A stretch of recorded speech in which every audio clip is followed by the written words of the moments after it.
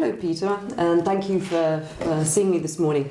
You've known MPP for a long time now. I believe you've been following it since the beginning. What have you seen and noticed over the last 10 years? Yeah, I think it's very impressive to see something that really is initially just an idea and then makes it to a foundation that is actually here in Geneva and that is delivering access to treatment to those who need it. And of course there were many people who were skeptical, but over the time the team working on it managed to really convince everybody, including the companies, and that was the most crucial part, I think. Besides the initial seed funding, it could only work if the companies would license their HIV treatments into the pool. That was a major achievement, I think, of the first initial MPP team. And have you seen it evolve over time? Obviously HIV, the successes have been there, but what about the other diseases like hepatitis? How did it work for that? I think it was really important to first show that it could work for HIV, where companies started to realize that it is a more collaborative space, that they could actually license out their treatments and make generic treatments available in low and middle income countries and still keep their markets in the higher income countries, and then gradually move on to other disease areas where initially the companies were much more reluctant to agree to license out their products. So I think they had to learn and become comfortable that it would work and that it's not going to threaten their business model, and then expand to other treatment areas. And I think for hepatitis, I would say this has been fairly successful.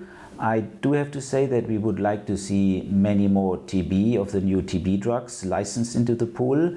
And of course, we now speak also about other essential medicines that are patented, that are on the WHO essential medicines list, and that should be licensed into the pool.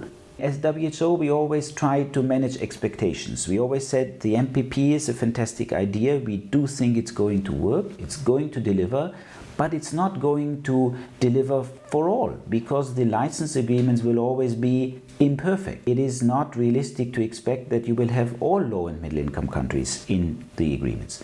We are very happy to see that in all the agreements now you have a majority of the middle income countries, but some of them, they are considered markets by the companies, and it's not realistic to expect that they will be included in all the license agreements. Although, of course, we would like to see that. Patent landscape, how has that evolved? What were the changes there?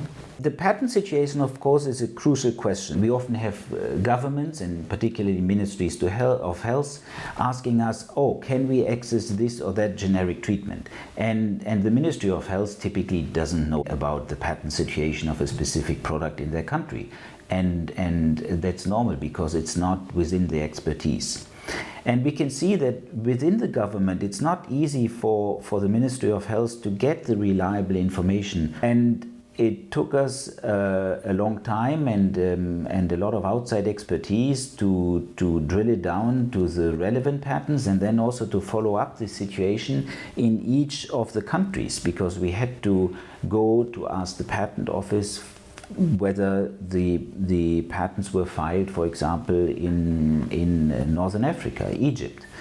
And so we directly went to the patent office, which is a very time-consuming exercise. So we are very happy that today the Medicines Patent Pool, which is a bit the side product of all these licenses, that they publish the patent situation of all these products that are in the pool or that they want to license in the pool, and that they are the one-stop shop for patent information. And it's also easy to use, so that people who work in the Ministry of Health, who are involved in procurement, they can log into the MedsPaL database and find out whether a specific product is patented in their country or not.